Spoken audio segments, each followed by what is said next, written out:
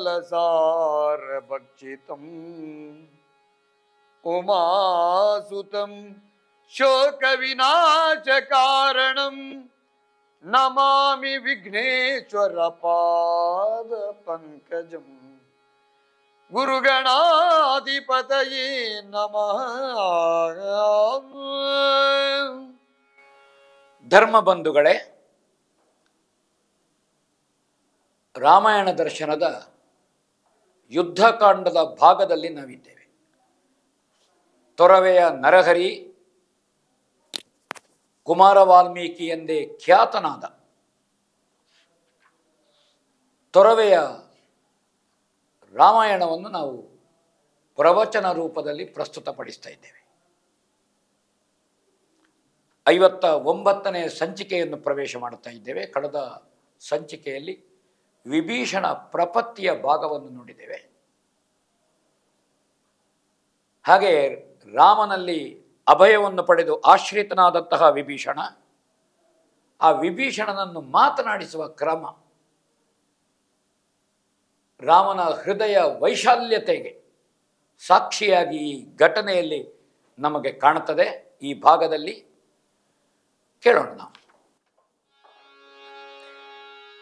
ಕರೆದು ರಘುಪತಿ ಬಳಿಕ ನಿಜ ವಿಸ್ತರದ ಕೆಲದಲ್ಲಿ ಬಳಿಕ ನಿಜ ವಿಸ್ತರದ ಕೆಲದಲ್ಲಿ ನಿಲ್ಲಿಸಿ ವಿಕಸಿತ ವರವದನ ಸರಸಿ ಜದಿ ನೊಯ್ಯನೆ ಕೇಳ್ದನು ಚಿತ್ತದಲ್ಲಿ ಪುರಜನಂಗಳು ಸುಖಿಗಳೇ ಪುರಜನಂಗಳು ಸುಖಿಗಳೇ ದಶಶಿರನು ಹದುಳಿಗನೇ ನಿಜಾಗ್ರಜ ವಿರಗವೇನು ನಿಮಿತ್ತ ಸಂಭವಿಸಿದುದು ನಿಮಗೆ ಕರೆದು ರಘುಪತಿ ಬಳಿಗ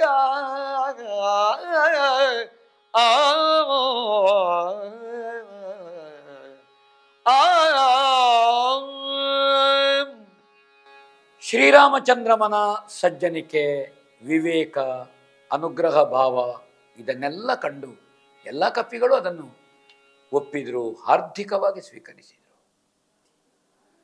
ರಾಮ ಭಾವವನ್ನು ಅನುಸರಿಸಿದರು. ವಿಭೀಷಣನನ್ನು ಅತ್ಯಂತ ಸಮೀಪಕ್ಕೆ ಕರೆದು ಹತ್ತಿರದಲ್ಲೇ ಕೂತುಗೊಳಿಸಿದನಂತೆ.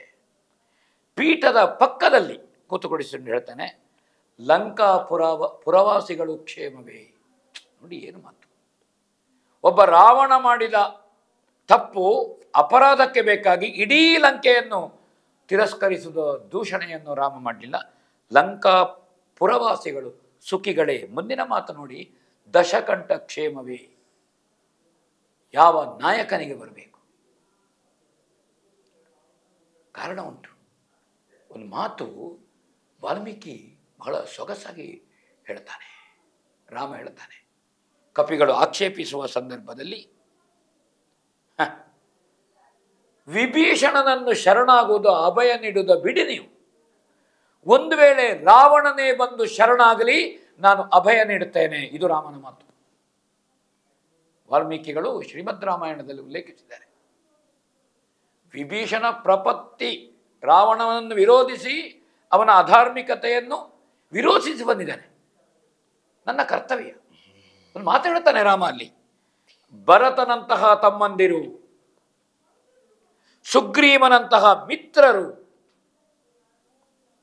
ದಶರಥ ಭೂಪತಿಗಳಿಗೆ ರಾಮನಂತೆ ಇರುವ 4 ಮಕ್ಕಳು. ಈ ಪ್ರಪಂಚದಲ್ಲಿ ಇದಕ್ಕಿಂತ ದೊಡ್ಡದೇನು? ಅದಕ್ಕಿಂತ ಕಡಿಮೆಯೇನು ಸುಗ್ರೀವ? ಅದೇ ರಾಮ ಹೇಳ್ತಾನೆ, ರಾವಣ ಬಂದು ಶರಣಾಗಿ ಅಭಯದಾನ ಕೇಳಿದರೆ ನಾ ಕೊಟ್ಟು ಬಿಡ್ತೇನೆ. ಇದು ಸೂರ್ಯವಂಶೀಯರ ಶ್ರೇಷ್ಠತ್ವ ಮತ್ತು ಸೂರ್ಯವಂಶೀಯರ ಹೆಗ್ಗಳಿಕೆ ಇದು. ಅದಕ್ಕಾಗಿ ಅವ ದಶಕಂಠ ಕ್ಷೇಮವ. ಅಣ್ಣನನ್ನು ಅಗಲುವುದಕ್ಕೆ ನಿನಗೆ ಅಣ್ಣ ತಮ್ಮಂದಿರೊಳಗೆ ಏನು ಮನಸ್ತಾಪ ಉಂಟಾಯಿತು? ನಿನ್ನ ಅಣ್ಣ ಜಗತ್ತಿನಲ್ಲಿ ಶ್ರೇಷ್ಠ, ಅಸಾಮಾನ್ಯ ವಿಕ್ರಮಿ, ಯುದ್ಧದಲ್ಲಿ ಸಮರ್ಥ, ದೇವತೆಗಳಲ್ಲಿ, ಮಾನವರಲ್ಲಿ ಮತ್ತು ಉರಗರಲ್ಲಿ ತನ್ನ ವರ್ಚಸ್ಸನ್ನು ಸ್ಥಾಪಿಸಿದವ, ಅವರನ್ನು ನಿಯಂತ್ರಿಸಿದವ, ಒಡೆಯ, ಸಂಪತ್ತಿನ ಸಮೃದ್ಧಿಗೆ ಹೆಸರಾದವ. ಸ್ವರ್ಣಲಂಕೆ ಅದು. ಹನುಮಂತನ ಬಾಲದ ತುದಿಯಿಂದ ಬೆಂಕಿ ಬಿದ್ದು ದಿವಸ ಕಳೆಯಲಿಲ್ಲ, ಸ್ವರ್ಣಲಂಕೆ ಪುನಃ ನಿರ್ಮಾಣ ಆಗಿದೆ. ಗಿರಿಜಾವಲ್ಲಭನಲ್ಲಿ ಭಕ್ತಿ ನೆಲೆಸಿದವ. ಇಂತಹ ಅಣ್ಣನನ್ನು ನೀ ಬಿಟ್ಟು ಬಂದಿಯಲ್ಲ, ಇಂತಹ ಲೋಕೋತ್ತರ ವಿಕ್ರಮಿಯನ್ನು, ಪರಬಲಾನ್ವಿತನನ್ನು, ಮಹಾಶಿವಭಕ್ತನನ್ನು ಬಿಟ್ಟು ಬಂದಿ ವಿಭೀಷಣ, ಏನು ಕಾರಣ? ಹೆಂಡತಿ, ಮಕ್ಕಳು, ಮಾವ, ಮೊಮ್ಮಗ, ಗೆಳೆಯರು, ಬಂಧುಗಳು, ಬಾಂಧವರು, ಆಪ್ತರು, ಮಿತ್ರರು ಎಲ್ಲರನ್ನೂ ಬಿಟ್ಟು ಪ್ರಪಂಚದಲ್ಲಿ ಆ ಎಲ್ಲರನ್ನೂ ಹೊಂದಬಹುದು. ಅಣ್ಣ ತಮ್ಮ ಎಂಬ ಸಹೋದರಿಯ ಇದು ಅತ್ಯಂತ ವಿರಳ, ಹೊಂದುವುದಕ್ಕೆ ಕಷ್ಟ. ಒಂದು ವೇಳೆ ಹೊಂದಿಸಬಹುದು ಅಂತ ತಿಳ್ಕೊಳ್ಳುವ, ಸಹೋದರಿಯನ್ನು ಹೊಂದಿಸಬಹುದು ಅಂತ ತಿಳ್ಕೊಳ್ಳುವ. ಆದರೆ ನಿನ್ನ ಬರುವಿಕೆಯ ಅಭಿಪ್ರಾಯ ನನಗಿನ್ನೂ ಸ್ಪಷ್ಟ ಆಗಲಿಲ್ಲ ಅಂತ ರಾಮ ಕೇಳಿದ. ಯಾಕೆ ಬಂದಿ ಅಂತ ಕೇಳೋಣ. ವಿಭೀಷಣ ಏನು ಹೇಳ್ತಾರೆ? ದೇವ ಕೇಳ್ಪರನಾದರೆಯು ಹಿತವಾವ ಗುಂಟವ ಬಂಧು ಬಂಧುವಿಗಾವನಗಿತನು ಪರನು ತಾನದು ಸುಪ್ರಸಿದ್ಧವಲೇ ಈವುದೇ ನಿಜಗಿತವ ತನ್ನ ಕಳೇ ವರದ ರುಜಯ ಕಳೇ ವರದ ರುಜಯಡವಿಯೌಷಧ ವೀವೊಲು ರಾಜೇಂದ್ರ ಚಿತ್ತೈ ಚಂದನ ಸುರೇಂದ್ರ ದೇವಾ ದೇವಾ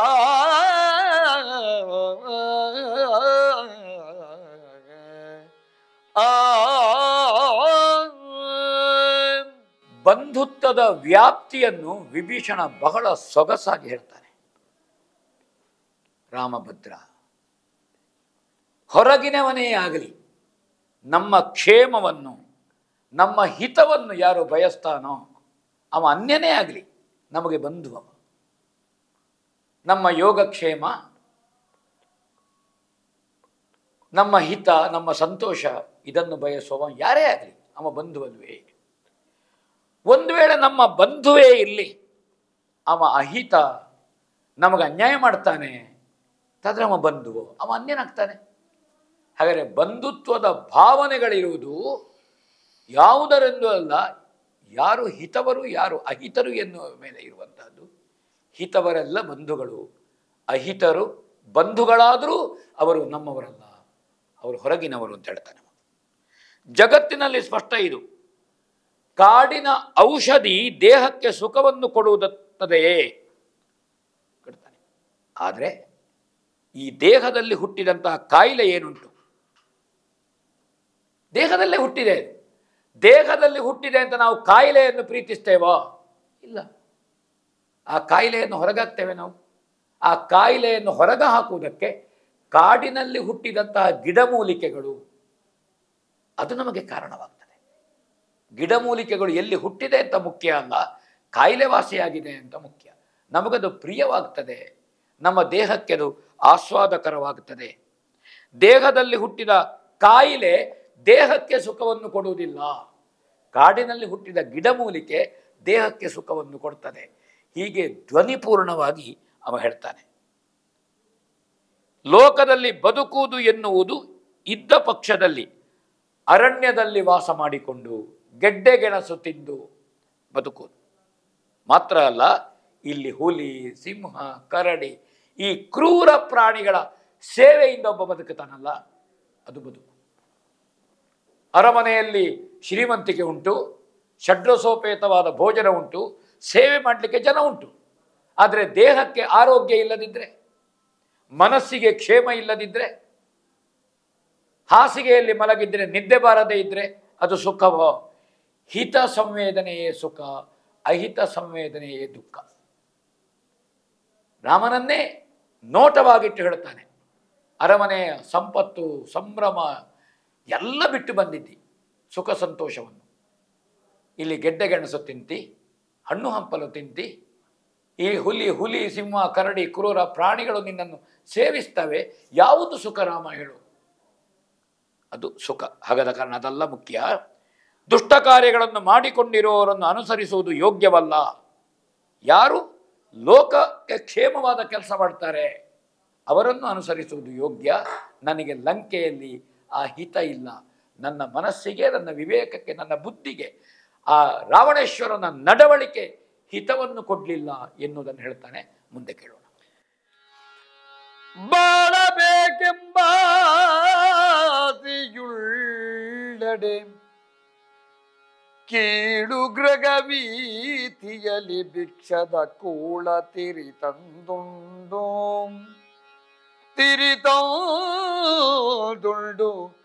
ಬದುಕುವುದಧಿಕ ಸೌಖ್ಯತರ. ಕೇಳಿದೈ ರಾಜೇಂದ್ರ ಮೂರ್ಖರ ಕೇಳ ಮೇಳದ ಸುಖದಿ ಜೀವಿಪ. ಕೂಳ ವೃತ್ತಿಯ ಬದುಕು ಕಷ್ಟಕ್ಕೆ ಕಷ್ಟತರವಿಂದ ರಾಮ.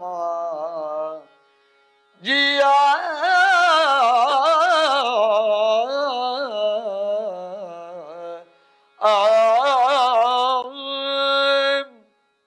ಬದುಕಬೇಕು ಅಂತಾದರೆ ಬಹಳ ಸುಲಭ ಮಾರ್ಗ ಇದೆ. ಜೀವವನ್ನು ಹೊರೆಯುವುದು ಬದುಕುವುದು ಅಂದರೆ. ಆ ಬದುಕಿಗೆ ಒಂದು ಪ್ರಪಂಚದಲ್ಲಿ ಊಂಚ ವೃತ್ತಿ ಇದೆ. ದೇವಾಲಯಗಳಲ್ಲಿ, ದೇವ ಮಂದಿರಗಳಲ್ಲಿ ಬಿದ್ದಂತಹ ಅಕ್ಕಿಯ ಕಾಳುಗಳನ್ನು ಹೆಕ್ಕಿ ಅನ್ನ ಮಾಡಿ ಗಂಜಿ ಕುಡಿಯುವಂತಹದ್ದು ಬದುಕಬಹುದು. ಅದು ಅಪರಾಧ ಅಲ್ಲ, ಊಂಚ ವೃತ್ತಿ. ಅದರಿಂದ ಬದುಕಬಹುದು. ಮಾತ್ರ ಅಲ್ಲ, ಒಂದು ವೇಳೆ ಇನ್ನೂ ಬದುಕಬೇಕು ಅಂತ ತಿಳ್ಕೊಳ್ಳುವ, ಕೀಳು ಜನರ ಮನೆಗಳಿರುವ ಬೀದಿಯಲ್ಲಿ ಭಿಕ್ಷೆ ಬೇಡಿ ಕೂಳು ತಿಂದು ಬದುಕಬಹುದು. ಅವನ ವರ್ಗ, ಅವನ ವರ್ಣ, ಅವನ ಸ್ಥಾನಮಾನ ನೋಡುವುದು ಬೇಡ. ಬಡವರಿದ್ದಾರೆ, ದೀನ ಜನರಿದ್ದಾರೆ, ಅವರಿಗೆ ಒಂದು ಹೊತ್ತಿನ ಊಟಕ್ಕೆ ಗತಿ ಇಲ್ಲ. ಆದರೂ ಆ ಮನೆಗಳಲ್ಲಿ, ಆ ಬೀದಿಗಳಲ್ಲಿ ಭಿಕ್ಷೆ ಬೇಡಬಹುದು. ಅವರು ಸಂತೋಷದಿಂದ ಕೊಡುವ 2 ಹಿಡಿ ಕಾಳು, 2 ಮುಷ್ಟಿ ಅನ್ನವೋ ಅಥವಾ ಕೊಡುವ ಗಂಜಿ, ಇದನ್ನು ಕುಡಿದು ಬದುಕಬಹುದು ರಾಮ, ಬದುಕಿಗಾಗಿ. ಅದನ್ನು ನಾನು ಹೇಸಿಗೆ ಅಂತ ಹೇಳುವುದಿಲ್ಲ. ಊಂಚ ವೃತ್ತಿಯಿಂದಲೋ ಅಥವಾ ತೀರಾ ಬಡವರಾದ ನಿರಾಶ್ರಿತರ ಕೇರಿಯಲ್ಲಿ ನಾವು ಅವರ ಜೊತೆಗಿದ್ದುಕೊಂಡು ಭಿಕ್ಷೆ ಬೇಡಿ ಕೂಳು ತಿನ್ನಬಹುದು. ಅದು ತಪ್ಪಲ್ಲ. ಅದರಲ್ಲಿ ಒಂದು ಸುಖ ಇದೆ, ನಿದ್ದೆ ಬರ್ತದೆ. ಆದರೆ ಮೂರ್ಖರೊಡನೆ ವಿನೋದ ಗೋಷ್ಠಿಯಲ್ಲಿ ಭಾಗವಹಿಸಿ, ನಾವು ಹೇಳುವುದಿಲ್ಲ, ವಿಶೇಷವಾದಂತಹ ರೆಸಾರ್ಟ್ಗಳಲ್ಲಿ, ದೊಡ್ಡ ದೊಡ್ಡ ಭವನಗಳಲ್ಲಿ, ಕೆಂಪು ದೀಪ ಇರುವ ಕಡೆಗಳಲ್ಲಿ ಇಂತಹ ವಿನೋದ ಸಂಕಥ ಅದರ ಜೊತೆಗೆ ಅಮಲೆ ಇರುವ ಪಾನೀಯಗಳು, ಪಂಚ ಮಕಾರಗಳು, ಇದೆಲ್ಲ ಉಂಟು, ಸಂಭ್ರಮಗಳುಂಟು.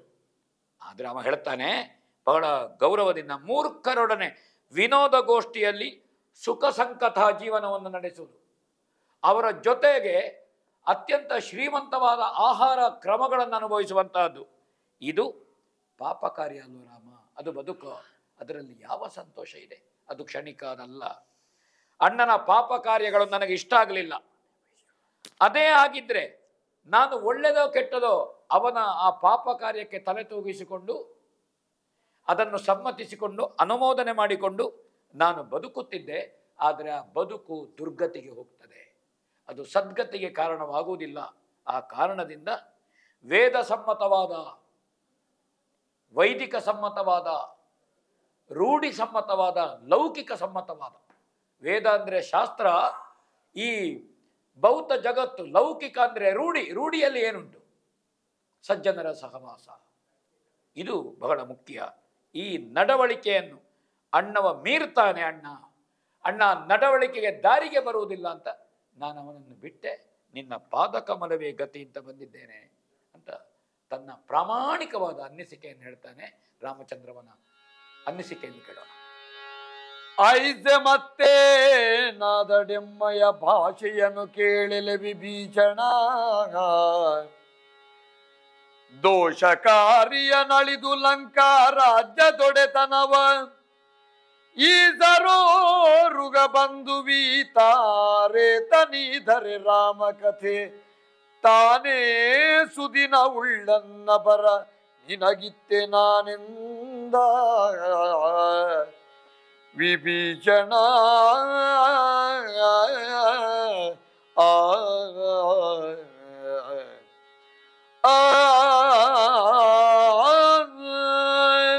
ವಿಭೀಷಣನ ಪ್ರಾಮಾಣಿಕವಾದಂತಹ ತ್ರಿಕರಣಾಂತಕರಣ ಶುದ್ಧ ಭಾವದ ಅನ್ನಿಸಿಕೆಗಳಿವೆ.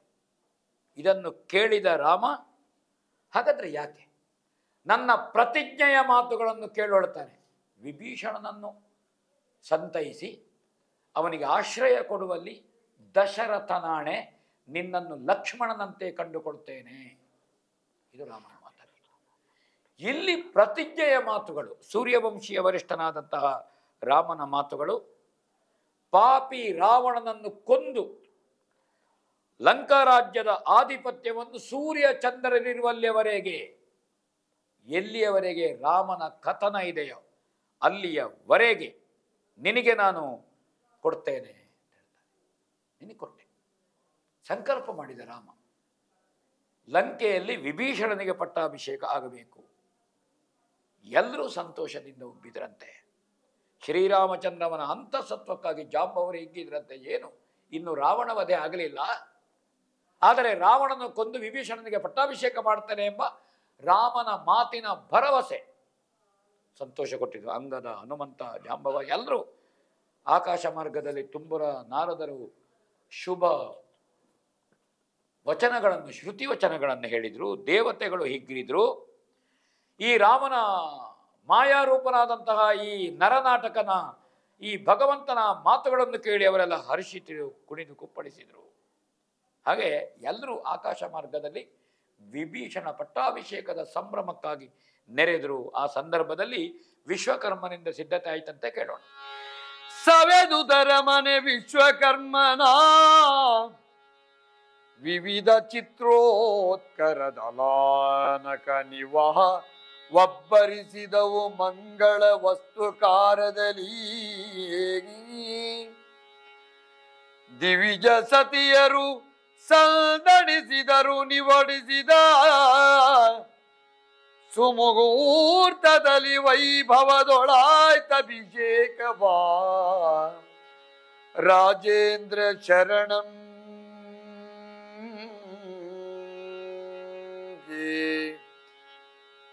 ರಾಜೇಂದ್ರ ಶರಣಂ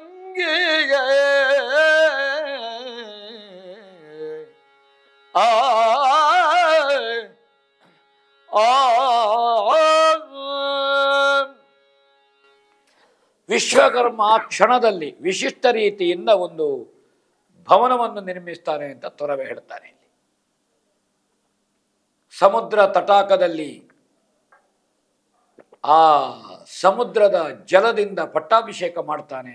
ವಾಲ್ಮೀಕಿಗಳು ಹಾಗೆ ಉಲ್ಲೇಖಿಸ್ತಾರೆ.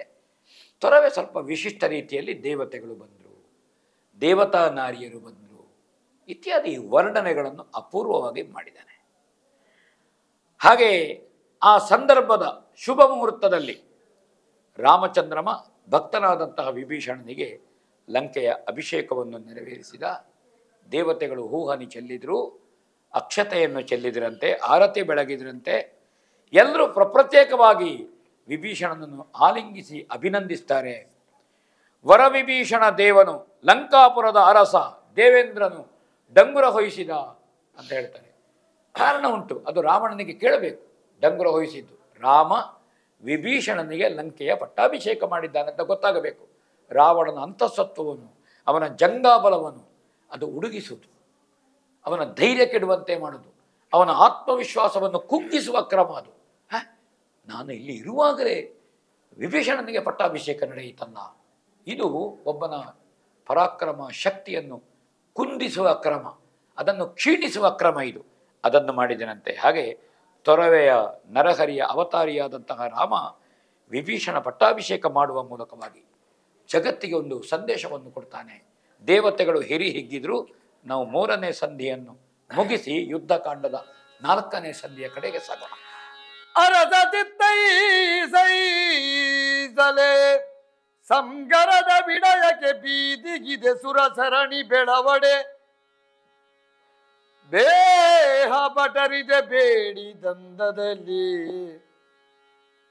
ಗಿರಿ ತರುಗಳಿವೆ ದೈ ಕೈದುಗಳಿಗೂ ಉಬ್ಬರದ ತೋಳಿವೆ ತೋಟಿಗ ಬುದಿಯ ಹರುಗ ಹೇಳದಿರೊಂದು ನಿಮಿಷಕ್ಕೆ ಹೊಳಿಸುವೆ ಹೂಳಿಸುವೆ ನಿಂದ ಅರಸ ಆ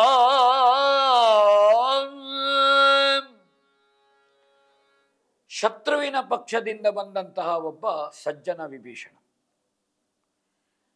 ಸೂರ್ಯವಂಶ ಭೂಷಣನಾದಂತಹ ಶ್ರೀರಾಮಚಂದ್ರಮ ಆ ಭಕ್ತನಿಗೆ ಮಂಗಳವಾದಂತಹ ಏಳಿಗೆಯನ್ನು ಆ ದಿವಸ ಪ್ರಕಟಿಸಿದನಂತೆ, ಶುಭ ಹಾರೈಕೆಯನ್ನು ಅವನಿಗೆ ಹೇಳಿದನಂತೆ. ಕಪಿಕುಲದ ಒಡೆಯನಾದಂತಹ ಸುಗ್ರೀವನನ್ನು ಬಳಿ ಕರೆದು ಅವ ಹೇಳ್ತಾನೆ, ಶತ್ರುವಧೆಗೆ ಯುದ್ಧವನ್ನು ಆರಂಭಿಸುವುದಕ್ಕೆ ನಾವು ಸಿದ್ಧತೆಯನ್ನು ಹೇಗೆ ಮಾಡಬಹುದು? ರಾಮ ಸಂಕಲ್ಪ ಮುಂದೆ ಯುದ್ಧ ಸಾರುವಂತಹದ್ದು ಲಂಕೆಯಲ್ಲಿ, ಏನು ಕ್ರಮ ಕೈಗೊಳ್ಳಬೇಕು? ಅವಾಗ ಉತ್ಸಾಹದಿಂದ ಸುಗ್ರೀವ ಹೇಳ್ತಾರೆ, ಆಕ್ರಮಣಕ್ಕೆ, ಸಂಗ್ರಾಮಕ್ಕೆ, ಸೆಣಸಾಟಕ್ಕೆ ದಾರಿ ಉಂಟು. ಆಕಾಶದ ಎತ್ತರಕ್ಕೆ ಬೆಳೆಯಬಲ್ಲಂತಹ ಯೋಗ್ಯತೆ ಉಳ್ಳಂತಹ ದೊಡ್ಡ ಕಪಿಗಳು ವೀರರಿದ್ದಾರೆ. ಆಯುಧದ ಕೊರತೆ ಇಲ್ಲ, ಯಾಕೆಂದ್ರೆ ಅವರು ಮರಗಳನ್ನು, ಗೆಲ್ಲುಗಳನ್ನು, ಕಲ್ಲು ಬಂಡೆಗಳನ್ನು ಹೊತ್ತುಕೊಂಡು ಬಂದಿದ್ದಾರೆ. ಯುದ್ಧ ಮಾಡಲು ಬಲವಾದ ತೋಳುಗಳಿದೆ. ಸಮುದ್ರದ ವಿಸ್ತಾರವನ್ನು ಕುರಿತು ಹೇಳಬೇಕಾದ್ದು ಮುಖ್ಯ. ಒಂದು ನಿಮಿಷಕ್ಕೆ ಇದನ್ನು ಮುಚ್ಚಿಬಿಡ್ತೇವೆ. ಸಮುದ್ರದ ವಿಸ್ತಾರ ಎಷ್ಟು ಅಂತ ನಮಗೆ ಗೊತ್ತಿರಬೇಕಾದ್ದು ಮುಖ್ಯ ಹೇಳ್ತಾರೆ ಅವ. ಶತ್ರುವನ್ನು ತೋರಿಸಿಕೊಡಬೇಕಾದ್ದು ಮುಖ್ಯ. ಪ್ರಭುಗಳ ತುದಿಯನ್ನು ಗರಿಯುಳ್ಳಂಥ ಎಸೆದ ಬಾಣಗಳು ಅಸಾಧಾರಣ ಯುದ್ಧದಲ್ಲಿ ಶತ್ರುವ ಜೀವಗಳನ್ನು ತೆಗಿಲಿ. ಸ್ವಾಮಿಯವರ ಆಲೋಚನೆ ಯಾವುದು? ಶ್ರೀರಾಮಚಂದ್ರಮ ಹೇಳು, ನೀನು ನುಡಿದು ಹೇಳಿದರೆ ಸಾಕು, ನಾವು ಹಿಂಜರಿಯೋರಲ್ಲ. ನೀನು ಕಣ್ಸನ್ನೆಯಿಂದ ಸೂಚಿಸು, ಆಜ್ಞಾಶಕ್ತಿಯಿಂದ ಅನುಗ್ರಹ ಮಾಡು. ಎಲ್ಲರ ಹೊಣೆ ನನ್ನದು. ಹಿಂಜರಿದರೆ ನಾನು ನಿನ್ನ ಸೇವಕನಲ್ಲ. ರಾಮನಿಗೆ ಯುದ್ಧವನ್ನು ಗೆದ್ದುಕೊಡುವಂತಹದ್ದು, ಸೀತೆಯನ್ನು ಪ್ರಾಪ್ತಿಸಿಕೊಡುವಂತಹದ್ದು ರಾವಣಾದಿಗಳ ವಧೆ. ಈ ಹೊಣೆ ನಮ್ಮ ಕಪಿ ಬಳಗಕ್ಕಿದೆ ಅಂತ ವಿಶ್ವಾಸದ ಮಾತುಗಳನ್ನು ಸುಗ್ರೀವ ಆಡ್ತಾನೆ. ರಾಮ ಏನು ಹೇಳ್ತಾನೆ ಕೇಳೋಣ. ಎಲೆ ಕಪೀಶ್ವರ ನುಡಿದ ನುಡಿ ಇದು ಕಲಿಗಳಂಗದೆ, ನುಡಿದ ನುಡಿ ಇದು ಕಲಿಗಳಂಗವೇ, ಹೂಳಲೇಕಿ ಜಲಧಿಯನು ತೋರಿಸಲದೇಕಿ ರಾಘವೇಂದ್ರಂಗೆ, ಹುಲು ಪರಿಯ ರಕ್ಕಸನ ನಿದು ಬಡ ಕೆಲಸ ಕೀಳಿ ಬಾಲ ವಂದನೆ, ಕಳುಗಿ ಹಿಡಿತರಿಸುವೆನೆನುತ ಗವಾಕ್ಷ ಗರ್ಜಿಸಿದ ಎಲೆ ಕಪೀಶ್ವರ ಆ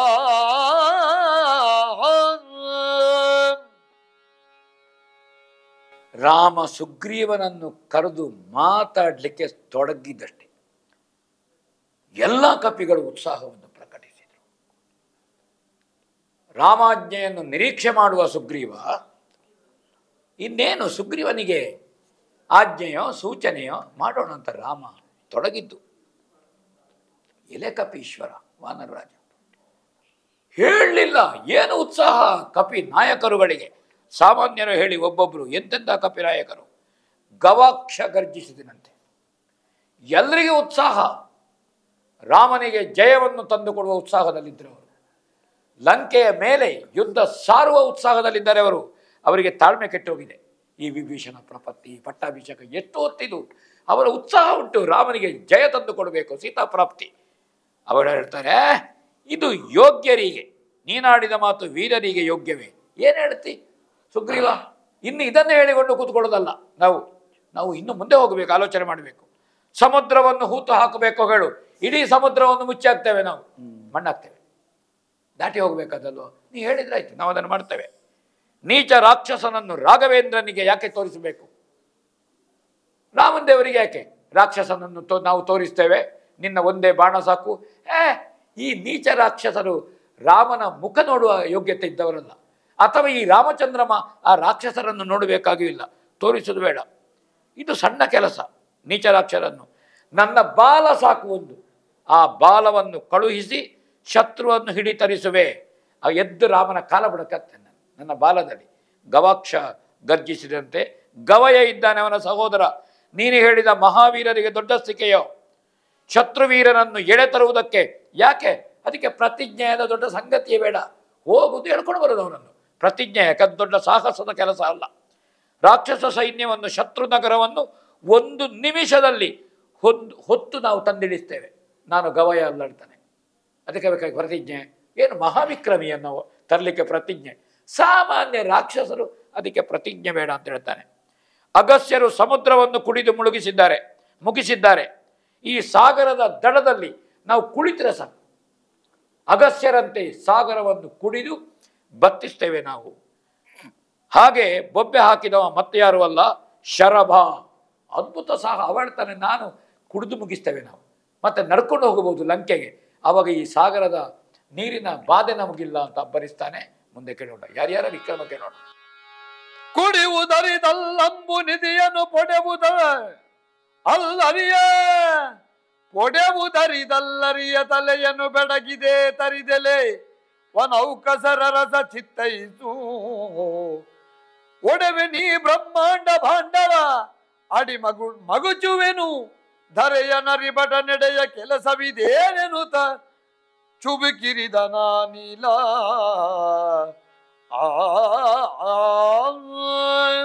ಅಗ್ನಿ ಸಂಭವನಾದಂತಹ ನೀಲ ಹೇಳ್ತಾನೆ, ಸಾಗರವನ್ನು ಕುಡಿಯುವುದು ದೊಡ್ಡ ಕೆಲಸ ಅಲ್ಲ, ಅಥವಾ ರಾಕ್ಷಸರ ತಲೆ ಕಡಿಯುವುದು ದೊಡ್ಡ ಕೆಲಸವಲ್ಲ. ಬ್ರಹ್ಮಾಂಡವನ್ನು ಮಡಕೆಯಂತೆ ಗುದ್ದಿ ಉಡಿ ಮಾಡಬಲ್ಲೆ ನಾನು. ನನಗೆ ಬ್ರಹ್ಮಾಂಡವು ದೊಡ್ಡ ಕೆಲಸ ಅಲ್ಲ. ಯಾಕೆ? ಇದು ದೇವರ ಕೆಲಸ, ಇದು ರಾಮ ಕಾರ್ಯ. ಇದು ರಾಮ ಕಾರ್ಯಕ್ಕೆ ಬೇಕಾಗಿ, ದೇವರ ಕೆಲಸಕ್ಕೆ ಬೇಕಾಗಿ ನಾನು ಏನನ್ನು ಮಾಡುವ ಸಾಮರ್ಥ್ಯ ನನಗುಂಟು. ಬ್ರಹ್ಮಾಂಡವನ್ನು ನುಂಗುತ್ತೇನೆ, ನೀರನ್ನು ಬತ್ತಿಸ್ತೇನೆ, ಇಡೀ ಯುದ್ಧದ ಹೊಣೆಯನ್ನು ನನಗೆ ಕೊಡಿ. ನನಗೇನು ಕೆಲಸ ಉಂಟು ಅಂತ ಅಂಗದ ಕೇಳಿದ, ಯುವರಾಜನಂತ ಅಂಗದ. ಹಾಗೆ ಒಬ್ಬೊಬ್ಬರು ರಾಮ ಕಾರ್ಯದ ಉತ್ಸಾಹಿಗಳು. ಶತಬಲಿ, ವಾಲಿಕುಮಾರ, ಗಜ, ವೃಷಭ, ಕದನ ಭಯಂಕರ ಮೈಂದ, ದ್ವಿವಿಧ, ಇವರಿಬ್ಬರು ಅಶ್ವನಿ ಕುಮಾರರು. ದುರ್ಮುಖ, ಸುಮುಖರೇ ವೀರರು. ಒಬ್ಬರಿಗೊಬ್ಬರು ಬಹಳ ಉತ್ಸಾಹದಿಂದ, ಅತಿಶಯದಿಂದ ರಾಮಚಂದ್ರಮನ ಮುಂದೆ, ರಾಘವೇಶ್ವರನ ಮುಂದೆ ಅವರು ಬಂದು ಸಮಾವೇಶಗೊಂಡಂತೆ ಕಪಿವೀರರು ಪ್ರಕಟಿಸಿದ ಸ್ಪರ್ಧೆಯಿಂದ ಅತ್ಯಂತ ಉತ್ಸಾಹದ ಮಾತುಗಳು, ಒಬ್ಬೊಬ್ಬರು ಶಪಥದ ಸ್ಪಷ್ಟ ಮಾತುಗಳು. ರಾಮಚಂದ್ರಮ ಅತ್ಯಾನಂದದಿಂದ ಹಿಗ್ಗುತ್ತಾನೆ. ಏನು ಉತ್ಸಾಹ ಕಪಿಗಳದ್ದು! ರಾಮ ಕಾರ್ಯದಲ್ಲಿ, ರಾಮ ಸೇವೆಯಲ್ಲಿ, ರಾವಣನ ವಧೆಯಲ್ಲಿ, ಸೀತಾಪ್ರಾಪ್ತಿಯಲ್ಲಿ ಇವರಿಗಿರುವಂತಹ ಉತ್ಸಾಹ ಏನು, ಶ್ರದ್ಧೆ ಏನು! ಅತ್ಯಂತ ಬುದ್ಧಿಮತ್ತೆಯ ಯುದ್ಧ ಕಾರ್ಯಕ್ಕೆ ಮುಂದೆ ಮಾಡಬೇಕಾದ ಕಾರ್ಯವೇನು? ಲಕ್ಷ್ಮಣನ ಮುಖ ನೋಡಿ ಹೇಳ್ತಾನೆ, ಲಕ್ಷ್ಮಣ, ನಾವು ಬಹಳ ಯೋಚಿಸಿಕೊಂಡು ವಿವೇಕ ಕಳ್ಕೊಳ್ಳದೆ ಬುದ್ಧಿಪೂರ್ವಕವಾಗಿ ನಾವು ಏನು ಮಾಡಬೇಕು, ನಿನಗೆ ಏನು ಅನ್ನಿಸ್ತದೆ ತಮ್ಮ ಅಂತ ರಾಮ ಕೇಳ್ತಾನೆ. ಲಕ್ಷ್ಮಣನ ಮಾತು ಕೇಳೋಣ. ಅರಸ ಚಿತ್ತೈಸೇಳು ಶರದಿಯ ಹೊರಗಿರಲಿ ರಿಪುಪುರವ ಅಜಾಂಡದ ಶಿರದ ಮೇಲಿರಲಲ್ಲಿ ಗಿಲ್ಲಿಗಿ ಬಾಣ ಪಂಜರವ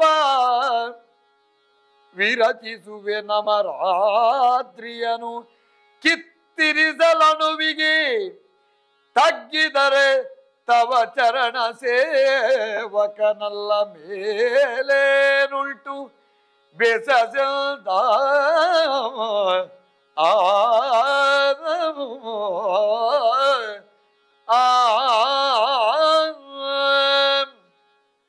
ವೀರೋಚಿತವಾದಂತಹ ಮಾತುಗಳಿಂದ ಕಪಿಗಳಲ್ಲಿ ಉತ್ಸಾಹ ತುಂಬಿಸುವ ಲಕ್ಷ್ಮಣನನ್ನು ಕಾಣಬೇಕು ನಾವಿಲ್ಲಿ.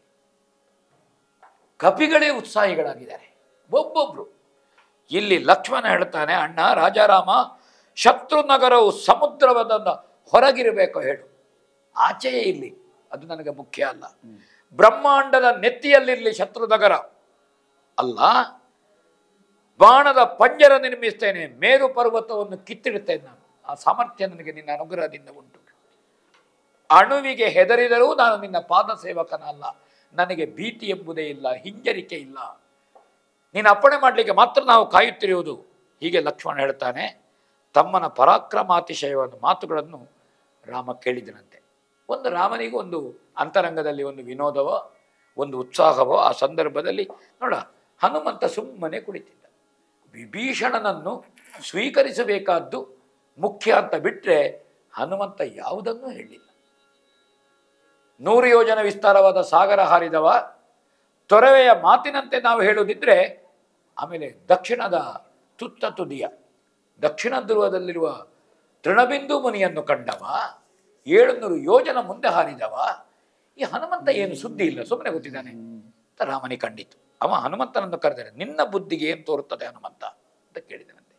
ಎದ್ದು ಕೈ ಮುಗಿದು ವಿನೀತನಾಗಿ ಸೂರ್ಯವಂಶದರಸ ರಾಮನಿಗೆ ವಿಜ್ಞಾಪನೆ ಮಾಡ್ತಾನೆ ಅಂತ ಹನುಮಂತ. ಉಳಿದವರಾಗೆ ಬೊಬ್ಬೆ ಹಾಕಿದ್ದಲ್ಲ, ಉತ್ಸಾಹದ ಮಾತಲ್ಲ, ವಿಜ್ಞಾಪನೆ ಮಾಡ್ತಾನೆ ಹನುಮಂತ. ಕೇಳೋಣ. ಏತರವನಾನೀ ಕಪೀಂದ್ರ ಖ್ಯಾತರಲಿ ಭಿನ್ನಗವ ಮಾಡುವ ಮಾತದಾವುದು ಜೀಯ ದೇವರ ನೇಮವೆನಿತವಗ ದೇವರ ನೇಮವೆನಿತನಿತಾಗ ಓದು ಶಿರದಲ್ಲಿ ಧರಿಸಿ ನಡೆಸುವುದೇ ತನಗೆ ಕರ್ತವ್ಯವೆಂದು ವಿದೂತರಿಪು ಬಿಲ್ಲಗಿಸಿದನು ಭಾಸ್ಕರ ಕುಲೇಂದ್ರಂಗೆ ದೇವಾ.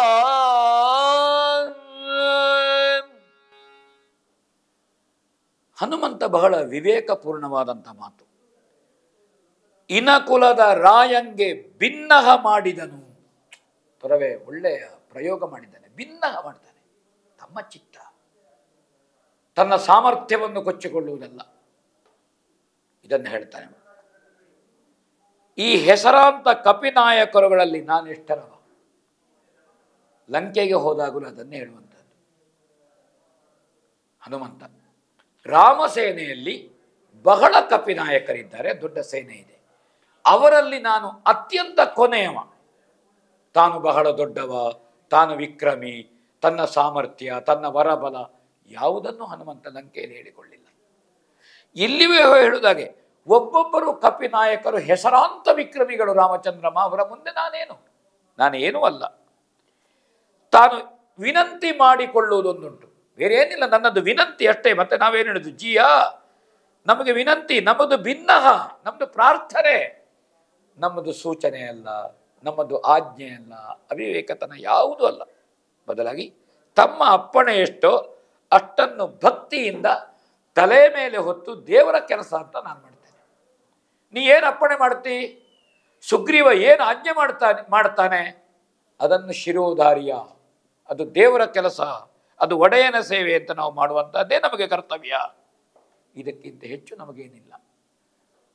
ಅದನ್ನು ಹೇಳ್ತಾನೆ. ಕರ್ತವ್ಯ ಅಂಜಿಸುವವರ ಶತ್ರುವಾದ ಹನುಮಂತ ರವಿಕುಲದ ಒಡೆಯನ ಮುಂದೆ ಭಿನ್ನಹ ಮಾಡಿದ ಅಂತ ತೊರವೆ ಹೇಳ್ತಾನೆ. ಎಂಥವರನ್ನು ಬೆಚ್ಚಿ ಬೀಳಿಸುವ ವಿಕ್ರಮ ಹನುಮಂತನದ್ದು. ಆದರೆ ಬಹಳ ದೀನನಾಗಿ, ಬಹಳ ಪ್ರಾಮಾಣಿಕನಾಗಿ, ಬಹಳ ವಿನೀತನಾಗಿ ರಾಮಚಂದ್ರವನಲ್ಲಿ ಭಿನ್ನಹ ಮಾಡಿದನಂತೆ. ಮಾರುತಿಯ ಸತ್ಯಕ್ಕೆ ಮೆಚ್ಚಿದನಂತೆ ರಾಮ.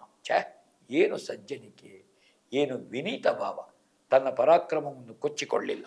ಪ್ರಪಂಚದಲ್ಲಿ ಒಂದು ಮಾತುಂಟು, ಆಡದೆ ಮಾಡದವ ರೂಢಿಯೊಳಗೆ ಉತ್ತಮ, ಆಡಿ ಮಾಡಿದವ ಮಧ್ಯಮ, ಆಡಿಯೂ ಮಾಡದವ ಅಧಮ. ತಾನು ಏನು ಮಾಡ್ತೇನೆ ಅಂತ ಕೊಚ್ಚಿಕೊಳ್ಳದೆ, ಯಾರು ಮಾಡ್ತಾರೆ ಏನು ಹೇಳಿಕೊಳ್ಳುವುದಿಲ್ಲ, ಕೆಲಸ ಮಾಡಿದವನು ಹೇಳ್ತಾರೆ, ಗೊತ್ತಾಗ್ತದೆ, ಅವರು ಉತ್ತಮರು. ನಾನು ಮಾಡ್ತೇನೆ ಅಂತ ಹೇಳಿ ಮಾಡ್ತಾರೆ, ಅವರು ಮಧ್ಯಮರು. ನಾ ಹಾಗೆ ಮಾಡ್ತೇನೆ ಹೀಗೆ ಮಾಡ್ತೇನೆ ಅಂತ ಕೊಚ್ಚಿಕೊಂಡು ಮಾಡದೇ ಇರುವವರಿದ್ದಾರಲ್ಲ, ಇವರು ಅಧಮರು. ಹನುಮಂತ ಉತ್ತಮರ ಸಾಲಿನಲ್ಲಿದ್ದಾನೆ, ಅಧಮರ ಸಾಲಿನಲ್ಲಿಲ್ಲ ಹನುಮಂತ. ಹಾಗಾದ ಕಾರಣ ಹನುಮಂತನ ಸಾಮರ್ಥ್ಯ ಏನು, ಮನಸ್ಸಿನ ಸಂತೋಷ ಆಯ್ತಂತೆ. ತನ್ನ ಪ್ರಿಯ ಪತ್ನಿಯನ್ನು ಕದ್ದೊಯ್ದವ ರಾವಣ, ಆ ರಾವಣನ ತಮ್ಮ ವಿಭೀಷಣ ರಾವಣನನ್ನು ಬಿಟ್ಟು ಬಂದಿದ್ದಾನೆ. ನೋಡ, ಅವನನ್ನು ಒಮ್ಮೆ ಪರೀಕ್ಷಿಸಿ ಕೇಳೋಣ, ವಿಭೀಷಣನ ಅನ್ನಿಸಿಕೆ ಏನು. ಎಲ್ಲಿಯಾದರೂ ಬಂದು ಬೇಡ, ಲಂಕೆಗೆ ನಾವು ಅಭಿಯೋಗ ಮಾಡೋದು ಬೇಡ ಅಂತ ಹೇಳ್ತಾನೋ ನೋಡು. ಅವನ ಮನಸ್ಸು ತಿಳಿಯುವಂತ ರಾಮ ವಿಭೀಷಣನನ್ನು ಪ್ರಶ್ನಿಸ್ತಾನೆ ಅಂತ ಕೇಳೋಣ. ಏನು ನಿಲ್ನ ಬಿಮತ ಮಹೋದದಿಗೇನು ಪಾಯ ದಶಾನನ ವಧೆಗೇನು ಬುದ್ಧಿ ವಿಚಾರ ಬಾವುದು ರಾಜಕಾರ್ಯದ ನೀನು ನಮ್ಮೊಳಗೈಸಲಿ ಸಂಧಾನ ಸಮಯೋಚಿತದ ಕೃತ್ಯಕ್ಕಿದೇನು ಮನದಲ್ಲಿ ಕಂಡೆಯಲ್ದನು ನಗುತ ರಘುನಾಥ ನಗುತ ರಘುನಾಥ ಏನು ನಿನ್ನ ವಿಮತ ಶರಣ ಆಗ ಆ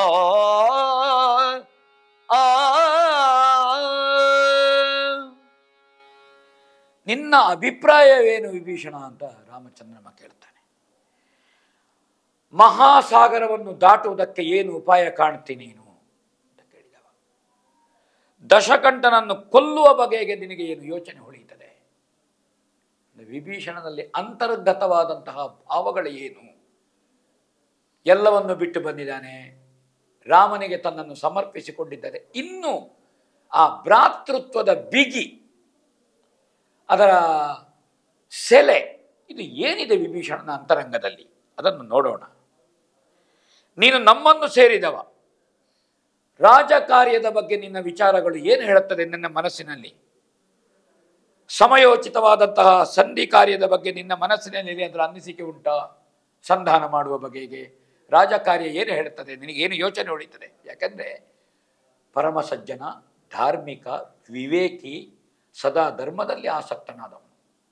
ಲಂಕಾ ರಾಷ್ಟ್ರದ ಪ್ರಾತಿನಿಧ್ಯವುಳ್ಳಂತಹ ವಿಭೀಷಣ ಮಾತ್ರವಲ್ಲ, ಆ ಕ್ಷಣವಷ್ಟೇ ವಿಭೀಷಣನಿಗೆ ಲಂಕೆಯ ಪಟ್ಟಾಭಿಷೇಕ ಮಾಡಿಯಾಗಿದೆ.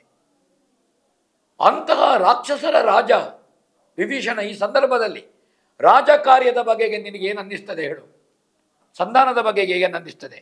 ಆದರೆ ವಿಭೀಷಣ ಅಷ್ಟೇ ಸಹನೆಯಿಂದ, ಅಷ್ಟೇ ವಿವೇಕದಿಂದ, ಅಷ್ಟೇ ಸಜ್ಜನನಾಗಿ ಅವ ಹೇಳ್ತಾನೆ, ಮನಸ್ಸಿನ ಮಹಿಮೆಯನ್ನು ಬಲ್ಲವರು ಯಾರು ದೇವರೇ ನಿನ್ನದ್ದು? ನೀನು ನನ್ನ ಹತ್ರ ಪ್ರಶ್ನಿಸಿದಿ, ಕೇಳಿದಿ, ಆದರೆ ನಿನ್ನ ಮನಸ್ಸಿನಲ್ಲಿ ಭಾವನೆ ಏನು ಅದು ನಮಗೆ ಗೊತ್ತುಂಟ? ನೀ ಸುಮ್ಮನೆ ಕೇಳಿದಿ ನನ್ನ ಹತ್ರ, ನಿನ್ನ ದೇವತ್ವ, ನಿನ್ನ ದೊಡ್ಡತನ ಅದು, ನಿನ್ನ ಗುಣ ಅದು, ನಿನ್ನ ಶೀಲ ಅದು ನಮ್ಮ ಹತ್ರ ಕೇಳಿದ್ವು. ಆದರೆ ನಮ್ಮ ಹತ್ರ ಕೇಳಬೇಕಾಗಿಲ್ಲ. ಯಾಕೆ ಇಲ್ಲ? ನೀನು ಮನುಷ್ಯಾವತಾರದ ವಿಷ್ಣು ಎಂಬುದನ್ನು ಜಗತ್ತು ತಿಳಿದಿದೆ. ಅತಿ ಮಾನುಷ ಶಕ್ತಿಯ ಮಾನುಷ್ಯ ಸ್ವರೂಪಿ ನೀನು ವೈಕುಂಠದಿಂದ ಹಿಡಿದು ಬಂದಂತಹ ಭಗವಂತ ನೀನು. ನಿನ್ನೊಡನೆ ದ್ವೇಷ ಸಾಧಿಸಿ ಬದುಕಿದ ಜೀವರಿದ್ದಾರೋ ಹೇಳು? ಇಲ್ಲವೇ ಇಲ್ಲ. ಹಾಗಾದ ಕಾರಣ ನೀವು ಕೊಂದ ಶತ್ರುಗಳನ್ನು ಕಾಪಾಡಿದವರಿದ್ದಾರೋ? ನೀನು ಪ್ರತಿಜ್ಞೆ ಮಾಡಿದರೆ ಆ ಶತ್ರುವನ್ನು ಕಾಪಾಡುವಂತಹ ಧೈರ್ಯವಂತವಾರು ಯಾರು ಇನ್ನೊಬ್ಬ ಇಲ್ಲ. ನೀನು ನರನಾಟಕ ಸೂತ್ರಧಾರಿ ಅಂತ ಹೇಳ್ತಾರೆ, ಕೇಳು. ಆದಡೆಯು ನರನಾಟಕದ ಸಂಪಾದನೆಗೆ ಕಂಡನಿತ ದೇವರ ಪಾದ ಕುಸುರುವೆನಿದುವೆ ಚಿತ್ತಕ್ಕೆ ಬರಲಿ ಬರದಿರಲಿ. ಭೇದದಂಡ ವಿಧೀಗ ಮೇಲಣ ಹಾದಿ ಮಂತ್ರಜ್ಞರಿಗೆ ಮೊದಲು ವಿವಾದ ವಿರಹಿತ ಸಾಮದಾನಗಳಿಂದನ ಸುರೇಂದ್ರ ಸಾಮದಾನಗಳಿಂದನ ಸುರೇಂದ್ರ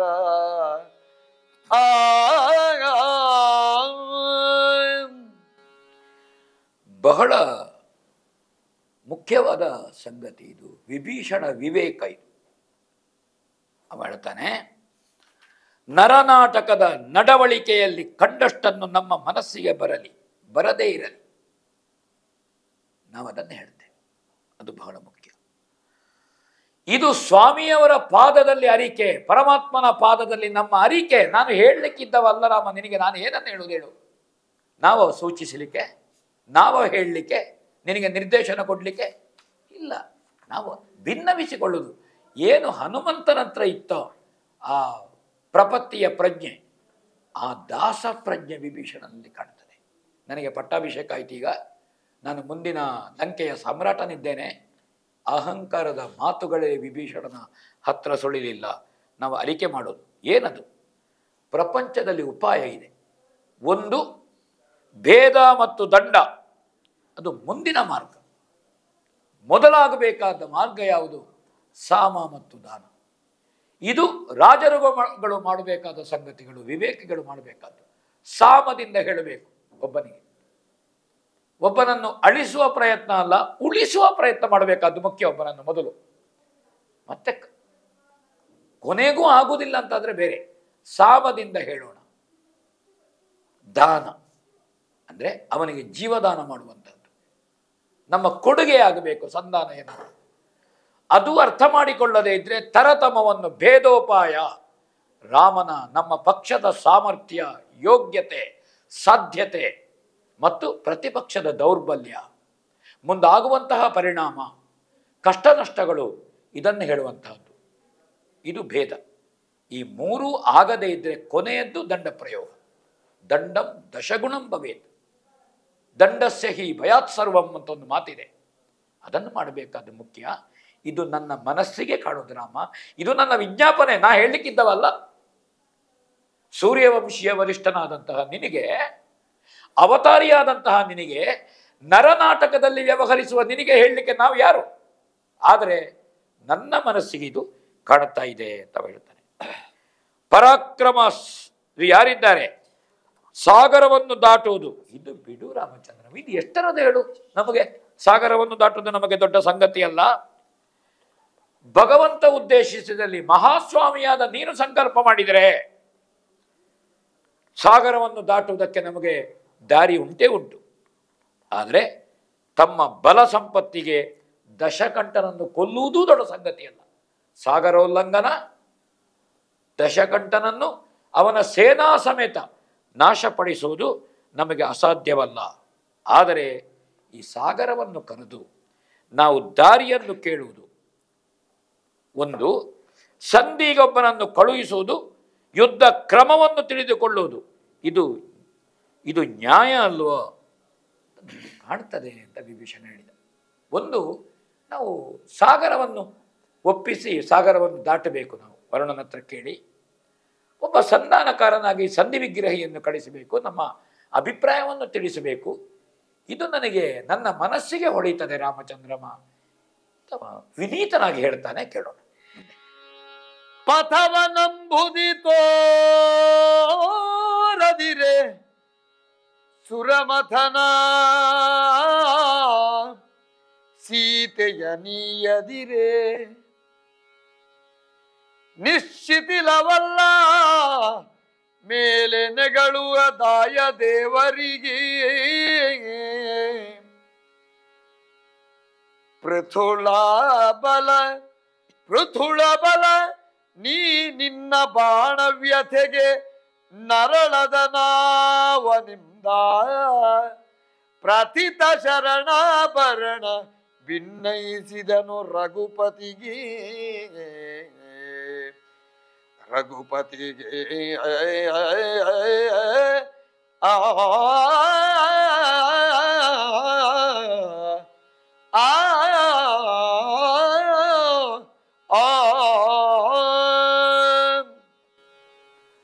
ಸಾಗರವು ಒಂದು ವೇಳೆ ದಾರಿ ಕೊಡದೆ ಹೋದರೆ ವಿಭೀಷಣ ವಿವೇಕ. ನಾವು ಪ್ರಾರ್ಥಿಸಿ ವಿನಂತಿಸಿ ಎಷ್ಟು ಕೇಳಿಕೊಂಡ್ರು ಗರಿಷ್ಠ ಯತ್ನ ಮಾಡಬೇಕು. ನಾವು ಸಾಗರ ದಾರಿ ಕೊಡದೇ ಇದ್ರೆ ಅವಾಗ ಪ್ರಶ್ನೆ ಬೇರೆ, ಅವಾಗ ಬಲಪ್ರಯೋಗ. ಮೊದಲು ನಾವು ಬಲಪ್ರಯೋಗ ಮಾಡುವುದಲ್ಲ, ನಮ್ಮ ವಿವೇಕವನ್ನು, ನಮ್ಮ ಮತಿಯನ್ನು, ನಮ್ಮ ಪ್ರಜ್ಞೆಯನ್ನು ನಾವಿಲ್ಲಿ ಬಳಸಬೇಕಾದ್ದು ಮುಖ್ಯ. ಪ್ರಜ್ಞಾವಂತರಾಗಿ ನಾವು ವಿವೇಕವಂತರಾಗಿ ಕೆಲಸ ಮಾಡಬೇಕಾದ್ದು ಮುಖ್ಯ. ಇದು ನಮಗೆ ಭೂಷಣ ಅಂತ ವಿಭೀಷಣ ತನ್ನ ಅನಿಸಿಕೆಯನ್ನು ಅರಿಕೆ ಮಾಡಿಕೊಳ್ತಾನೆ. ರಾವಣಾಸುರನು ಹಾಗೆ ಸೀತೆಯನ್ನು ಕೊಡದಿದ್ದರೆ ನಾವು ವಿನಂತಿಸಿಕೊಳ್ಳೋಣ. ನಾವು ಬಂದದ್ದು ಸೀತಾ ಪ್ರಾಪ್ತಿಗಾಗಿ, ನೀನು ಸೀತೆಯನ್ನು ಬಿಟ್ಟುಕೊಡಬೇಕು. ಅದು ಬಿಟ್ಟುಕೊಡುವುದು ನಿನಗೆ ಹಿತವೂ ಹೌದು, ಸಮಗ್ರ ಲಂಕೆಗೆ ಹಿತವೂ ಹೌದದು. ಇದನ್ನು ತಿಳಿಯಪಡಿಸಬೇಕಾದ್ದು ಮುಖ್ಯ. ಎಂತಹ ಮೂರ್ಖನೇ ಇರಲಿ, ಎಂತಹ ದಾರ್ಷ್ಟ್ಯನೇ ಇರಲಿ, ದಾನವಿ ಪ್ರವೃತ್ತಿ ಇರಲಿ, ಯಾವುದೋ ಒಂದು ಸಂದರ್ಭದಲ್ಲಿ ಯಾವನೊಬ್ಬ ಹೇಳಿದಾಗ ಅವನ ವಿವೇಕ ಜಾಗೃತ ಆಗ್ತದೆ. ಮಹಾತ್ಮ ಹೇಳಬೇಕು ಅಂತ ಇಲ್ಲ, ಗುರುವರ್ಗ ಹೇಳಬೇಕು ಅಂತ ಇಲ್ಲ, ಅಥವಾ ಯಾರಾದ್ರೊಬ್ಬ ಹೆದರಿಕೆ ಪಡಿಸುವಂತಹ ಬಲಾಢ್ಯ ಹೇಳಬೇಕು ಅಂತ ಇಲ್ಲ. ಒಬ್ಬ ಸಾಮಾನ್ಯ ಸೇವಕ, ಸಾಮಾನ್ಯ ಒಬ್ಬ ದೂತ, ಅನುಚರ ಇರಬಹುದು. ಅವ ಹೇಳಿದಾಗಲೂ ಒಂದು ಕ್ಷಣದಲ್ಲಿ ಒಬ್ಬನಲ್ಲಿ ವಿವೇಕ ಜಾಗೃತ ಆಗುವುದಿಲ್ಲ ಅಂತ ಹೇಳಲಿಕ್ಕೆ ಬರುವುದಿಲ್ಲ. ಯಾರೂ ಹೇಳಬಹುದು. ಆ ಹೊತ್ತಿಗೆ ಅವನ ಮನೋಧರ್ಮ, ಅವನ ಮನಸ್ಸು ಕಾರಣವಾಗಿರ್ತದೆ. ಹಾಗೆ ರಾವಣನಿಗೆ ಸೀತೆಯನ್ನು ಒಪ್ಪಿಸದೇ ಇದ್ದಾಗ ನಾವು ಮುಂದೆ ಏನು? ಆವಾಗ ನಾವು ಬಿಗಿಯಾಗಬೇಕು. ಈಗಲೇ ನಾವು ಬಿಗಿಯಾಗೋದು ಬೇಡ. ನಾವು ಲಘುವಾಗಿ, ಅಂದರೆ ಹಗುರವಾಗಿ ಎಂಬ ಅರ್ಥದಲ್ಲಿ ಅಲ್ಲ, ನಾವು ತುಂಬ ಸರಳ ವಿಧಾನದಿಂದ, ಸಜ್ಜನಿಕೆಯಿಂದ, ಅಂದರೆ ಸಾಮದಿಂದ ತಾಗುವುದು, ಬಗ್ಗುವುದು, ವಿನಂತಿಸಿಕೊಳ್ಳುವಂತಹದ್ದು, ಕೇಳಿಕೊಳ್ಳುವಂಥದ್ದು ಬೇಡ, ಪ್ರಾರ್ಥನೆ ಮಾಡಿಕೊಳ್ಳುವಂತಹದ್ದು. ಇದು ದೌರ್ಬಲ್ಯದ ಲಕ್ಷಣ ಅಲ್ಲ. ಇದು ಒಬ್ಬ ಜ್ಞಾನಿಯ, ವಿವೇಕವಂತನ, ಪ್ರಜ್ಞಾವಂತನ ಲಕ್ಷಣ, ಸುಭಗತನ. ಅದು ಸೂರ್ಯವಂಶದವರು, ರಾಮಚಂದ್ರಮನ ಯೋಗ್ಯತೆ. ಹಾಗಾದ ಕಾರಣ ಬಾಗಿದವರನ್ನು ಮುಡಿಗೇರಿಸಿಕೊಳ್ಳುವುದು ಭಗವಂತನಿಗೆ ಸ್ವಭಾವ. ಗರುಡನನ್ನು ಯಾವಾಗಲೂ ಏರುವ ದೇವರು ಗರುಡನನ್ನೇ ಲಾಂಛನವಾಗಿ ತನ್ನ ಧ್ವಜದಲ್ಲಿಡ್ತಾನೆ. ವೃಷಭನನ್ನೇ ಏರುವ ದೇವರು ಶಿವ ತನ್ನ ಧ್ವಜದಲ್ಲಿ ವೃಷಭನನ್ನು ಲಾಂಛನವಾಗಿಟ್ಟಿದ್ದಾನೆ. ಬಾಗಿದ ಚಂದ್ರನನ್ನು ಮುಡಿಗೇರಿಸಿಕೊಂಡಿದ್ದಾನೆ ಶಿವ. ಹಾಗಾದರೆ ದೇವತ್ವಕ್ಕೆ ಸ್ವಭಾವ ಯಾವುದು ಅಂತ ಕೇಳಿದರೆ ಬಾಗಿದವರನ್ನು ಏರಿಸಿಕೊಳ್ಳುವಂಥದ್ದು. ರಾವಣ ಶರಣಾದರೆ ಒಳ್ಳೆಯದಲ್ವೇ ಅಂತ ಹೇಳ್ತಾನೆ. ಇದು ಖ್ಯಾತ ಭಕ್ತಶ್ರೇಷ್ಠನನ್ನು ರಘುಪತಿಗೆ ವಿನಂತಿ ಮಾಡಿಕೊಂಡನಂತೆ. ಶರಣಾಗತನಾದ ವಿಭೀಷಣನ ಅಭಿಪ್ರಾಯದಲ್ಲಿ ತಪ್ಪಿಲ್ಲ. ಎಲ್ಲ ಅನುಮೋದನೆ ಸಿಕ್ಕಿತು. ಒಳ್ಳೆಯ ನುಡಿಗಳು ನೀತಿವಚನಗಳಾಗಿವೆ. ಜಾಂಬವ, ಸುಷೇಣ, ಕೇಸರಿ ಇವರೆಲ್ಲ ಒಪ್ಪಿಗೆಯನ್ನಿತ್ತಂತೆ. ರಘುಪತಿಗೆ ಒಪ್ಪಿಗೆ ಕೊಟ್ಟನಂತೆ. ರಾಮ ಸಾಗರವನ್ನು ಉದ್ದೇಶಿಸಿ ಮಹಾ ಉಪವಾಸವನ್ನು ಕೈಗೊಳ್ತಾರೆ ಅಂತ ಕವಿ ಹೇಳ್ತಾರೆ. ವಿವೇಕದ ಮಾತುಗಳು. ಸುಗ್ರೀವ ಎಲ್ಲರೂ ಇದು ಒಳ್ಳೆಯದು. ಅಂದರೆ ವಿಭೀಷಣ ಸಲಹೆ ಸಕಾಲಿಕವಾದದ್ದು, ಇದು ಅಪ್ರಸ್ತುತವಾದದ್ದಲ್ಲ ಅಂತ ಕಾಣ್ತದೆ. ವಾಲ್ಮೀಕಿ ಒಂದು ಕಡೆಯಲ್ಲಿ ಬಹಳ ಮುಖ್ಯವಾಗಿ ಹೇಳ್ತಾನೆ. ವಿಭೀಷಣನಿಂದ ರಾವಣನ ಪರಾಕ್ರಮವನ್ನು ರಾಮ ಕೇಳ್ತಾನೆ ಅಂತ. ರಾವಣನ ಪರಾಕ್ರಮ ಏನು, ಅವನ ಶಕ್ತಿ ಸಂಪನ್ನತೆ ಏನು, ಅವನ ಆಯುಧ ಸಂಪನ್ನತೆ ಏನು, ಅವನ ವರ ಸಂಪನ್ನತೆ ಏನು, ಅವನ ದೌರ್ಬಲ್ಯಗಳೇನು, ಇತ್ಯಾದಿ ಇತ್ಯಾದಿ. ಇದನ್ನು ವಿಭೀಷಣ ಹೇಳ್ತಾನೆ. ಅವನಿಗೆ ಸಿಕ್ಕಿದ ವರ, ಅವನಿಗೆ ಸಿಕ್ಕಿದ ಶಾಪಗಳು, ಅವನ ದುಶ್ಚಟಗಳು, ಅವನ ಮನೋವಿಕಾರಗಳು, ಲಂಕೆಯ ಸರ್ವ ಸಾಮರ್ಥ್ಯಗಳು, ಇದನ್ನೆಲ್ಲ ಹೇಳ್ತಾನೆ. ರಾಮನಿಂದ ರಾವಣನ ವಧೆಗೆ ಪ್ರತಿಜ್ಞೆ ಆಗ್ತದೆ ಅಂತ ಹೇಳ್ತಾನೆ ವಾಲ್ಮೀಕಿ. ಬಹಳ ಮಾರ್ಮಿಕವಾಗಿದೆ ಅದು. ತನ್ನ 3 ಮಂದಿ ತಮ್ಮಂದಿರಾಣೆ ಒಂದು ಮಾತಾಡ್ತಾನೆ ರಾಮ. ವಾಲ್ಮೀಕಿಗಳ ಹೇಳಿದ ಮಾತುಗಳದು. ನನ್ನ 3 ಮಂದಿ ತಮ್ಮಂದಿರು ಭರತ, ಲಕ್ಷ್ಮಣ, ಶತ್ರುಘ್ನನ ಆಣೆಯಾಗಿ ನಾನು ರಾವಣ ವಧೆ ಮಾಡದೆ ಅಯೋಧ್ಯೆಗೆ ಹಿಂದಿರುಗುವುದಿಲ್ಲ. ಇದು ರಾಮನ ಮಾತು. ಅಂದರೆ 14 ವರ್ಷ ಮುಗೀತಾ ಬಂತು. 14 ವರ್ಷ ಮುಗಿದು ಮರುದಿವಸ ಹೋಗಲೇಬೇಕು. ಆ ಅತ್ಯಂತ ಕಡಿಮೆ ಅವಧಿಯಲ್ಲಿ, ಅಂದರೆ ಶೀಘ್ರಾತಿ ಶೀಘ್ರ ತಾನು ರಾವಣ ವಧೆ ಮಾಡ್ತೇನೆ, ಮಾಡದೆ ಹಿಂದಿರುಗುವುದಿಲ್ಲ. ಇಲ್ಲಿ ಇನ್ನೊಂದು ರಹಸ್ಯ ತಿಳ್ಕೊಳ್ಳಿ ನೀವು. ಒಂದು ಭರತ, ಲಕ್ಷ್ಮಣ, ಶತ್ರುಘ್ನ ಎಂಬಂತಹ 3 ಮಂದಿ ತಮ್ಮಂದಿರು. ಅದೇ ರೀತಿ ಭಾವನಾತ್ಮಕವಾಗಿ 3 ಮಂದಿ ತಮ್ಮಂದಿರಿದ್ದಾರೆ. ಒಬ್ಬ ಸುಗ್ರೀವ, ಅವನಲ್ಲಿ ಸಹೋದರನಂತೆ ಕಂಡುಕೊಂಡ ರಾಮ. ಆ ತುಲ್ಯಾರಿ ಮಿತ್ರತ್ವ ಅಂದರೆ ಆ ರೀತಿ ಇತ್ತು. ಇನ್ನೊಬ್ಬ ನನಗೆ ಲಕ್ಷ್ಮಣನಂತೆ ನೀನು ಅಂತ ಸ್ವೀಕರಿಸಿದ ವಿಭೀಷಣ. ವಾಲಿ ಅಂಗದನನ್ನು ಎತ್ತಿ ಮಡಿಲಿಗೆ ಹಾಕುವಾಗ ನನಗೆ ಅಂಗದ ಸಹೋದರನಂತೆ ಅಂತ ಹೇಳಿದ ರಾಮ. ಹಾಗಾದರೆ ಇಲ್ಲಿ ಭರತ, ಲಕ್ಷ್ಮಣ, ಶತ್ರುಘ್ನರು ಹೇಗೆ ರಾಮನಿಗೆ ಹುಟ್ಟಿನಿಂದ ಸಹೋದರರು, ಇಲ್ಲಿ ಸುಗ್ರೀವ, ವಿಭೀಷಣ, ಅಂಗದ ಇವರು ಹಾಗೆ ಭಾವನಾತ್ಮಕವಾಗಿ ಬಂಧುತ್ವದಿಂದ ಸಹೋದರಿಯವನ್ನು ರಾಮ ಒಪ್ಪಿಕೊಂಡಿದ್ದಾನೆ. ಹಾಗೆ 3 ಮಂದಿ ತಮ್ಮಂದಿರಾಣೆ ಅಂದರೆ ಈ ಜೊತೆಗೆ ಹುಟ್ಟಿದಂಥ ಔರಸವಾಗಿ ಈ ಸಹೋದರರು ಹೌದು, ರಕ್ತವನ್ನು ಹಂಚಿಕೊಂಡವರು ಪಾಯಸ ಪಾತ್ರದ ಮೂಲಕವಾಗಿ ಇಲ್ಲಿ ರಾಮ ಸ್ವೀಕರಿಸಿದ ಈ ಬಂಧುರತೆಯ ಈ ತಮ್ಮಂದಿರೂ ಹೌದು. ಇವರ ಆಣೆಯಾಗಿ ರಾಮ ಹೇಳುವ ಮಾತು, ನಾನು ರಾವಣನನ್ನು ಕೊಲ್ಲದೆ ಅಯೋಧ್ಯೆಯನ್ನು ಸೇರುವುದಿಲ್ಲ. ಈ ರಾಮ ಇಲ್ಲಿ ಪ್ರಾಯೋಪವೇಶವನ್ನು ಮಾಡುವುದನ್ನು ನೋಡೋಣ. ಶೋಧಿಸಿತು ಬಳಿಕವನಿ ನಿರುಪಮ ವೈದಿಕೋಕ್ತಿಯನೊಡನೆ ಬಲಿದುದು ವೇದಿ ದರ್ಭಾತ್ತರಣ ಸಂಪ್ರೋಕ್ಷಣ ಸುಸಾಂಗದಲ್ಲಿ ಆದಿನಾರಾಯಣನು ನರರೂಪಾದಿಯಲಿ ಕೈಕೊಂಡ ನಾಗ ಮಹೋದೀಶಂಗದಿಕ ತಪವನು ತರುಣ ಕೇಳಿಂದ ಆದಿನಾರಾಯಣ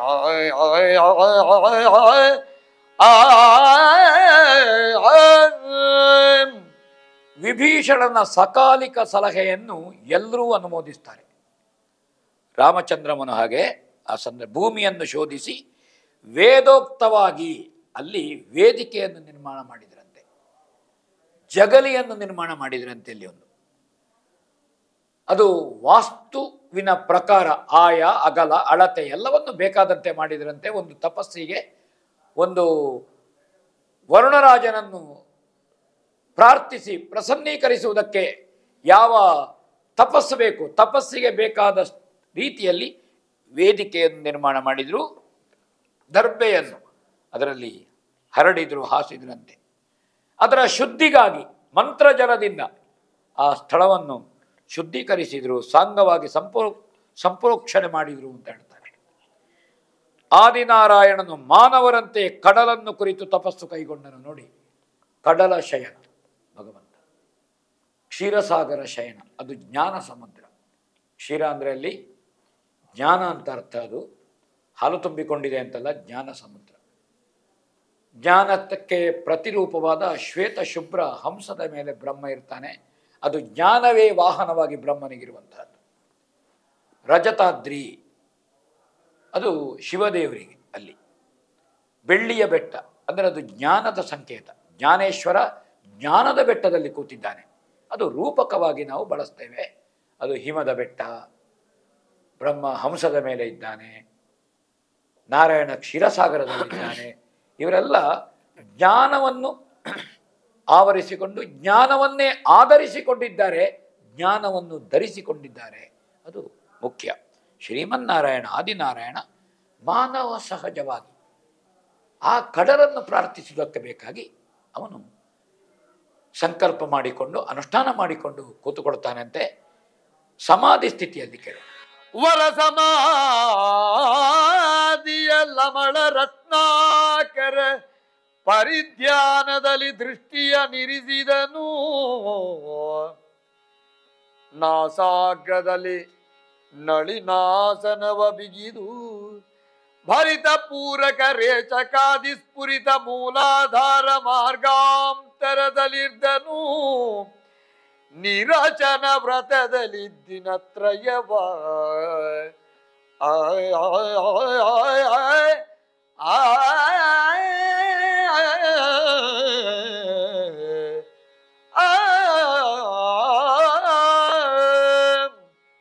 ಸಮಾಧಿ ಸ್ಥಿತಿ ಅಂತ ಹೇಳುವಂತಹದ್ದು ಎಲ್ಲ ಇಂದ್ರಿಯಗಳನ್ನು ಅಂತರ್ಮುಖಗೊಳಿಸುವಂತಹದ್ದು. ಆ ಇಂದ್ರಿಯಗಳು ಕರ್ತವ್ಯದಿಂದ ಕರ್ಮದಿಂದ ವಿಮುಖರಾಗುವಂತಹದ್ದು.